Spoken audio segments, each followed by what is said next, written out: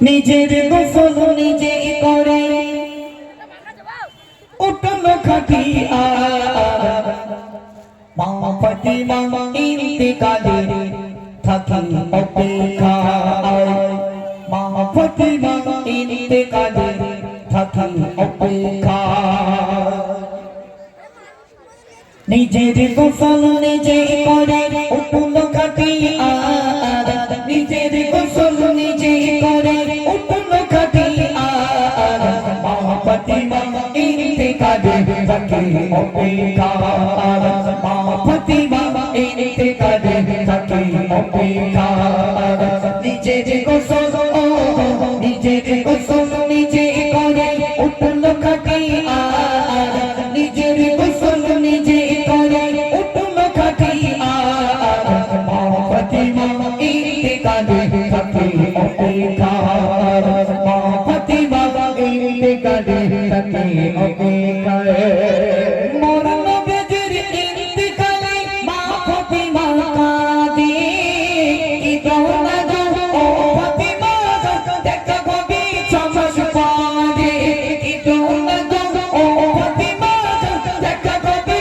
চমক পারে দিলাম কথা দেব দেখা থাকবো অপেক্ষায় দিলাম কথা দেব দেখা থাকবো অপেক্ষায় ও ফাতিমা ইন্তেকালের থাকি অপেক্ষায় মা ফাতিমা ইন্তেকালের থাকি অপেক্ষায় বিদায় কালে স্বামীর ডেকে বলে বেটি ফাতিমা নিশিরাতে দাপন দেবে কেউ যেন গো দেখে না নিশিরাতে দাপন দেবে কেউ যেন গো দেখে না তুই মানিকের যতন করে রেখো তুমি তুই মানিকের যতন করে রেখো তুমি মা ফাতিমা ইন্তেকালের থাকি অপেক্ষায় মা ফাতিমা ইন্তেকালের থাকি অপেক্ষায়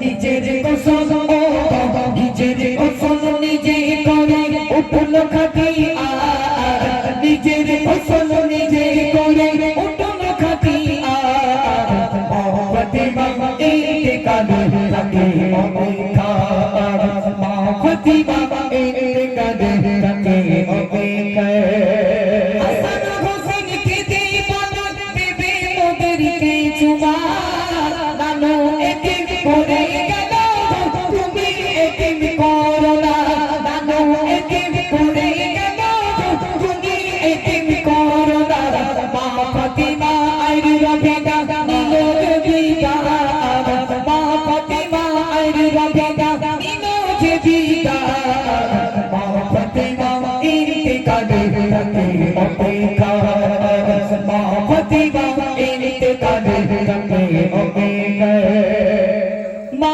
ফাতিমার খবর যখন দিতে সবাই গেছিল খবর তখন আওয়াজ দিয়ে বলিতে যে লাগিল খবর তখন আওয়াজ দিয়ে বলিতে যে লাগিল কে নবীর বেটি ফাতিমা আমি খবর চিনি না কে নবীর বেটি ফাতিমা আমি খবর চিনি না মা ফাতিমা ইন্তেকালের থাকি অপেক্ষায় মা ফাতিমা ইন্তেকালের থাকি অপেক্ষায় নিজের গোসল নিজের গোসল নিজে করে উঠল খাটিয়া নিজের গোসল নিজে করে উঠল খাটিয়া মা ফাতিমা ইন্তেকালের থাকি অপেক্ষায় মা ফাতিমা ইন্তেকালের থাকি অপেক্ষায় কি জানি কার মরণ হবে এই দুনিয়ার মাঝে মা ফাতিমার মতো সাজানো জীবন প্রতি কাজে মা ফাতিমার মতো সাজানো জীবন প্রতি কাজে কবি মানে রেখো ইমান মরণের সমান কবি মতিউর রেখো ইমান মরণের সমান মা ফাতিমা ইন্তেকালের থাকি অপেক্ষায় মা ফাতিমা ইন্তেকালের থাকি অপেক্ষায় নিজের গোসল